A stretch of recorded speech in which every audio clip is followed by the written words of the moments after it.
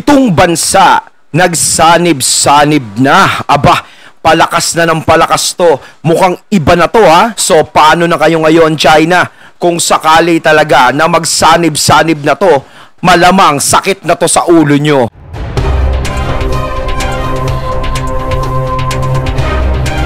Ayo, what's up? Ako nga pala si BT at nandito ngayon tayo sa BT Reaction and welcome to my channel, Tunay na Kritiko.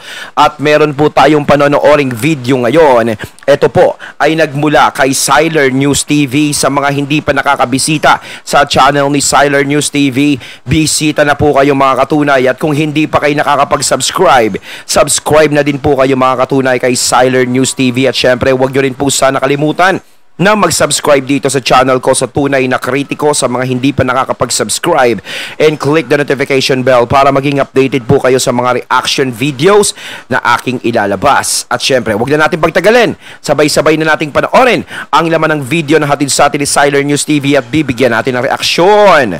Pasok! Senator Robin Padilla o Robin Padilla. Ayan, panawagan kay Senator Robin Padilla. Ano ba? Ayon, bago natin simulan, nais ko nga palang magbigay ng credits dito sa boses na ating nadidinig ngayon at bibigyan ng reaksyon. Walang iba kung hindi si Sir Mike Abe, no? Sa mga hindi pa nakakabisita sa channel ni Mike Abe Opinions, bisita na po kayo mga katunay. At kung hindi pa kayo nakakapag-subscribe, syempre, mag-subscribe na din po kayo kay Mike Abe Opinions. Pagpatuloy na natin. Sabi mo ngayon, paano ito? Naval exercise ng 7 mga bansa nagsimula na dito sa Pilipinas. Ang issue, dalawa lang. O isang importanteng isa, maritime security. Paano pangalagaan ang seguridad sa karagatan dito sa West Philippine Sea, South China Sea at iba pang mga lugar dito sa ASEAN. At pinangunahan po ng Japan, US, Australia, United Kingdom, France, Royal Navy. Kasama na rin, sumama na rin yung Royal Navy ng London. Wow. At bilang observer ang Indonesia. Ito po ay naval exercise pa lang. Yung propose, pinag-uusapan na patrolya, iba ho yun. Yung patrolya yun, talagang marami yun. At doon mismo gagawin sa West Philippine Sea. Naku kita mo, ang daming bansa ang gustong tumulong at magpatrolya dyan sa West Philippine Sea dahil sa ginagawa ng China ngayon. Halos na alarma nila yung mga bansang yan eh. Kita mo, magsasanib-sanib yung mga yan. No? Laban dun sa isa. Ano kaya ang mangyayari? No? Kaya talaga kahit ako, kung ako yung presidente sa China, medyo kakabahan tayo ng konti niyan. Kahit sabihin mo ba na malalakas ang mga gamit natin eh. No? Updated tayo sa gamit, ganto, ganyan. Ng China, di ba, malalakas. Pero 7 bansa yan. Yung lakas na tinataglay ng China, kung ano man meron sila, sigurado, 2 doon sa bansang yon na nasa 7 o anuman na kaalyado is meron ding katulad sa kanila na kaya din silang tapatan. Kung sa hukbo naman, Diyos ko, 7 yan. Napakadami niyan. Diba? Mayroon pa nga nagsasabi, minamasama ng iba na ang mga Amerikano nagsalita na, tayo Pilipinas, ang Amerika nasa likod lang natin. Minasama nila yon, yung iba, yung mga pro sa China, na ay sa likod lang pala kayo eh. Parang gano'n. Nagtatago kayo sa likod ng mga Pinoy. Hindi po gano'n ang pinapatungkol ng Amerika. Yung sinasabi nilang nasa likod sila. Hindi ibig sabihin nun nagtatago sila sa mga Pinoy. Ang ibig sabihin nun, nakaalalay lang kami sa likod nyo. Parang gano'n yan. Kung sakaling kayo ay mabuwal o kailanganin nyo ang tulong namin, may magtatayo sa inyo at may re-rest back sa inyo. Pero hanggat kaya nyo, sige. Parang ganon. Kayo. Pero kung hindi nyo kaya, isama nyo kami. Ganyan yun. Hindi sasabihin yung mga Amerikano nagtatago sa likod natin. Tayo yung gagawin nilang panangga. Hindi ganon yun. Para sa magkaibigan yan eh. O sige. O, kuwari, magkaibigan. Mayroon silang kaboksingan, ganon. Oh, wag kang makikialam. Diyan ka lang sa likod ko. Kapag ako nadihado, saka mo ko tulungan. Ganun yun. Iba yung patrolya, joint patrol, kaysa joint naval exercise. Magkaiba yan. Nagsimula na kahapon mayroong ang opisyal na mga statement at magpapakita ho ng magandang opening. Ito nga pong ating, ayan o, makikita ba niyo yan? Ayan, yung mga Navy. Ayan o, ng Amerika at ng Pilipinas. Ayan o, yung mga barko, pinapakita na. Ayan po yung gagawin. Ayan o, ang titindi ng mga barko kong kasali dyan sa exercise na yan. Parang masarap tingnan, pero parang nakakakaba rin. Kasi mga barkong pandigma, aeroplano, at mga chopper, ayan o, nagliliparan na ho. Ayan o. Kasi pagka merong naval exercise, ayan po kasama ang Navy po yan, mga Navy. Pag Navy, dito at sa abroad, o may ibang mga bansa, may barko at may mga chopper, aeroplanong paliliparin yan. So ayan po, kita nyo. Ayan.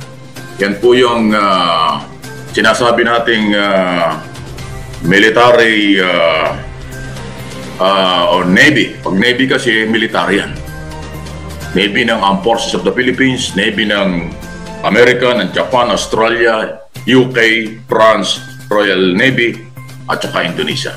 Royal Navy, no? London. Diba? Ayun na yun. So ngayon, Senador Robin Padilla, na kinu-question mo yung presensya ng Amerika, ay ito na ngayon.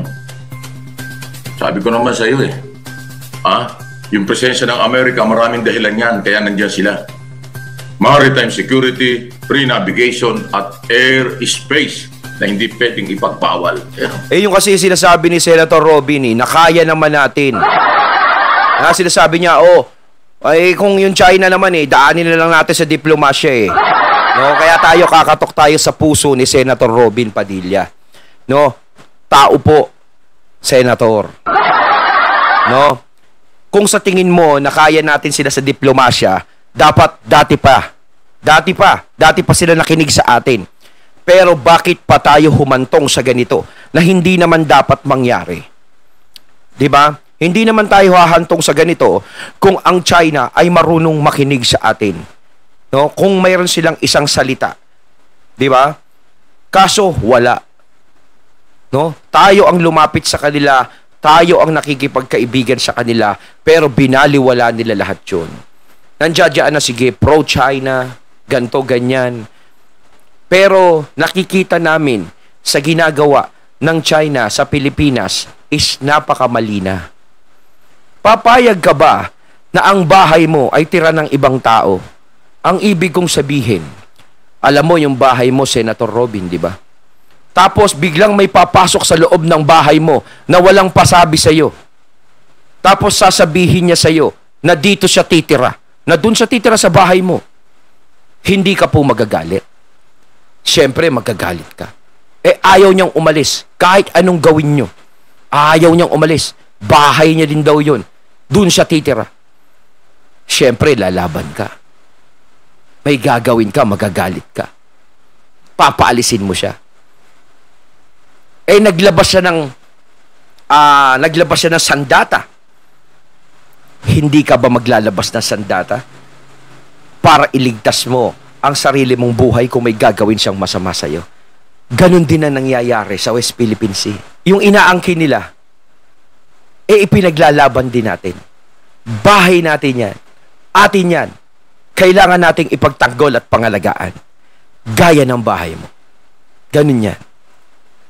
Kita nyo, ang ganda tingnan ng mga flag na yan. Japan, Amerika, iba-iba mga flag na nagsama-sama na po. Nagsama-sama na po na dito ginagawa sa Pilipinas.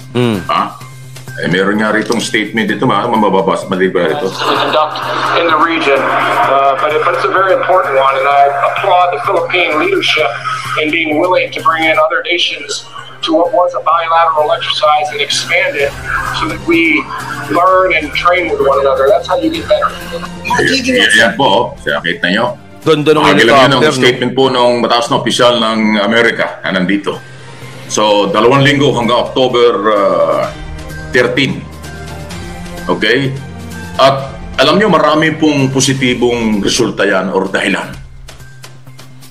Nagpapakita at ipinapakita ng ating bansa ng Pilipinas na marami tayong kaalyado. Kasi po yung Philippine Navy o naval exercise na ito, voluntary itong ginagawa ng mga bansang kaalyado natin na dito gawin sa Pilipinas kasi tayo ang binubuli ng China.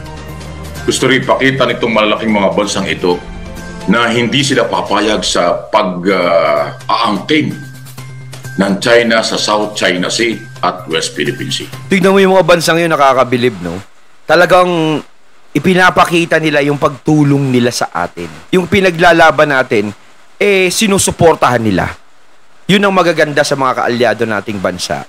No? Pero sana sa akin, di ba? Sa atin naman lahat, na wag naman sana din humantong sa hindi maganda. Ika nga yung magkaroon ng digmaan o ano. Iwasan natin hanggat maiiwasan. Siguro naman sa nakikita naman ng China na ganyan, na pagkakaisa ng mga bansa, no? Kasama yung bansa natin.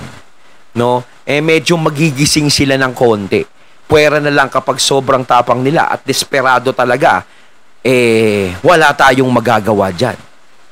Pero kung sakasakaling magkaroon man ng problema, alam natin, nandiyadyaan yung mga bansa na kaalyado na handang tumulong sa atin. Pero syempre, ipinagdadasal natin na huwag sana humantong sa ganun.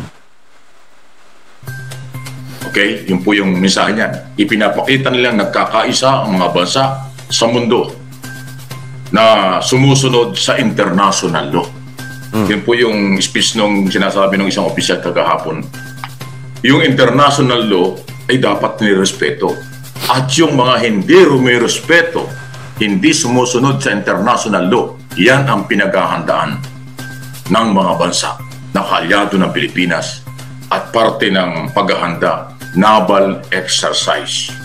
Aktual na paglalayag ng mga barko, paglipad ng mga chopper, aeroplano kung kinakailangan, bahagi ng naval exercise. Sino pwedeng magbawal dyan? Wala. Kasi dito gagawin sa Pilipinas. At kasama ang Philippine Navy. So walang pakialam, hindi dapat makialam ang People's Republic of China dyan sa naval exercise na yan. Yan ang sinasabi natin. Si Robin Padilla, na kinu-question ng presensya ng Amerika, ayan na. Ngayon, ano masasabi mo dyan? Hindi lang Amerika ang may presensya. Sabi ko nga kanina lang, ulitin ko ito ay naval exercise pa lang. Wala pa yung joint patrol. Pag nagkaroon ng joint patrol, doon mismo gagawin sa West Philippine Sea. Ayan, presensya na naman ng ibang bansa ang tatanungin. Wow! Kaya kailangan mo talagang mag-aral, pag-aralan ng mga sinasabi. Hindi naman tayo nagmamagaling, pero alamin natin. Libre ang pag-aaral kahit nasa bahay ka. Libre ang pag-aaral sa law, national and international law at yung kapangyarihan ng mamamayan dito at sa abroad. Especially sa maritime security, pre-navigation, airspace, napakahalaga niya. Wala pong bansa na papayag na ipagbawal sa kanila yung tatlong yan. Diba? Kasi nga merong World Trade Organization, palitan ng kalakal. Saan dadaan yung kalakal kung ipagbabawal mo sa dagat? Yung airspace, mahalaga ang biyahe ng mga commercial airlines at mga aeroplano ng iba-ibang bansa kung gusto nilang gawin. Kaya nga dapat yung airspace, walang dapat magbawal. Especially lang. Baka mamaya mabutas na naman ni Senator Robin yan. Dumadami yung mga nakikialam sa amin. Kaya-kaya naman namin. Bis tayo, Senator, Matindi yung pre-navigation. So, maliban kay Robin Padilla at iba pa dyan na naniniwala sa China or may pagka-China ang dating at kinu-question ng dalaw ng ating gobyerno, diyan kayo nagkakamali. Kasi ito mga bansa na tumutulong sa atin ay epekto ng global awareness na ginagawa ng mga Pilipinong nagmamahal sa Pilipinas, ng gobyernong nagmamahal sa property ng mga Pilipino. Yun. Global awareness. Aware na ngayon ang buong mundo. Kaya nga sila nag-o-organize ng ganyan. Maswerte tayo. Isipin mo, pupunta rito malalaking mga barko ng Navy ng iba-ibang mga bansang nabanggit natin. Ang laki ng matututunan ng ating Navy kung paano pangalagaan ng maritime industry, maritime security, itong pangalaga ng karagatan, paano ang pagharap sa mga pagsubok kung kinakailangan. Diba? Ayun. Okay? So ngayon, meron pa bang tatayong senador ko questionin ang presensya ng Amerika? Ay ito, hindi lang Amerika ang nandito. Ayun, natating natunghayan ang video na nagmula kay Siler News TV at syempre natunghayan din natin ang boses na yon na nagmula kay Sir Mike Abe. So ayan, Senator Robin, nakikita mo naman ngayon yung presensya ng iba't ibang bansa na gustong magmalasakit sa atin. Tumutulong sila sa atin, no? Kusa silang nagbibigay ng tulong. Hindi sila nakikialam o nanghihimasok dahil alam nila na kailangan natin ng tulong. Dahil hindi natin kaya kung tayo-tayo lang. Ang importante dito is yung naghahanda tayo sa kung ano man ang mangyayari. Hindi naman porket nandiyadyaan yung mga yan is magtitreat tayo na para maghahamon tayo ng gera. Hindi. No? Dapat lang tayo maging aware. Maging handa sa anong mangyayari. Dahil alam na natin yung China kung ano. Dahil kung sila ay matinong kausap, hindi na para umabot sa ganito at hindi na hahantong pa sa ganito. Dapat dati pa sila nakinig at tumahimik o nagkaroon ng magandang kasunduan. Kayo mga katunay, ano masasabi nyo tungkol dito? So once again, I'm BT and I'm out. Peace.